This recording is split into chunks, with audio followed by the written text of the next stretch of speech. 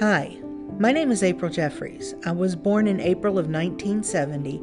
I was the fifth child of six. Life from the get-go was filled with violence and abuse. My father was the cause of most of my trauma. For the first 5 years of my life, he singled me out. I was his drinking buddy and his plaything. I developed insomnia waiting up at night for his unpredictable visits. During the day, he was prone to violent rages. His drinking and mental illness only made his unpredictability more traumatizing, and it lasted until my parents divorced in 1975. When my parents split, my mom got custody of us, but we lost our home in the projects on Clay Street because she had no income, no job, and then 5 other mouths to feed. We moved in with my mom's sister and next abuser, her husband.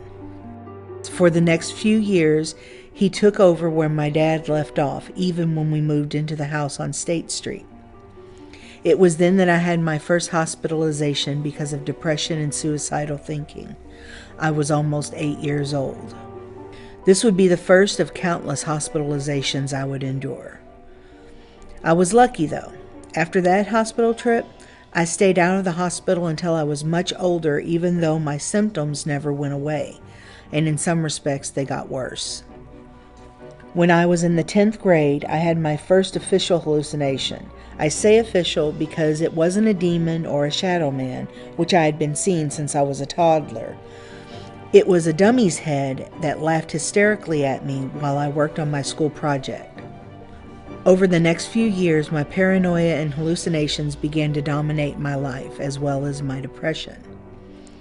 My first adult diagnosis was of postpartum depression because I had several suicide attempts after the birth of my first child and after my 7 miscarriages. At the age of 27, after my last child's birth, I was diagnosed with schizoaffective disorder. My having a family didn't stop my symptoms, nor did the college degree I was trying to obtain. Ultimately, this led to the loss of my marriage, having my children ripped away, a brief visit in jail, and leaving college as a failure. I was homeless, helpless, and hopeless. My life was worthless, and for the next several years, I would do the revolving door of hospitalizations. This leads me to the last few decades of my life. Even with such good friends and decent therapy, medication included, I still fought with self-harm, hallucinations, violent outbursts, delusions, etc., and I was still in and out of hospitals. My search led me to meet Charlene McAndrews. She would tell me about this place that I should check out called Bridgehaven. September of 2020, I started going to Bridgehaven as full-time as COVID would let me. Who knew that I would find the help I desperately needed, and something I was missing from the 50 years before: hope. Now I'm 51, and Bridgehaven, its staff, and even its members have helped me see that the cycle of illness, self-torture, fear, and suicide attempts can and has been broken. Sure, I still have struggles like hallucinations, paranoia, depression, and thoughts of self-harm, but now I have something I didn't have before, and that's hope. People at Bridgehaven like Charlene, Carrie, Katie, Teresa, Henry, Debbie H., Debbie R., Brandon, Joe, Janet, Anthony, and so many more let me borrow their hope when I couldn't find it for myself.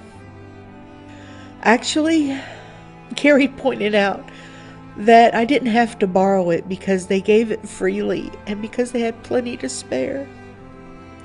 It's been a rough road, and it's by no means over.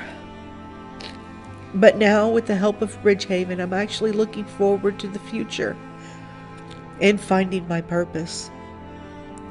I still have my struggles, but now I don't feel like I carry them alone with the help of Bridgehaven. I've grown so much in just the year that I've been at Bridgehaven. I would love to see what the next year or more will bring.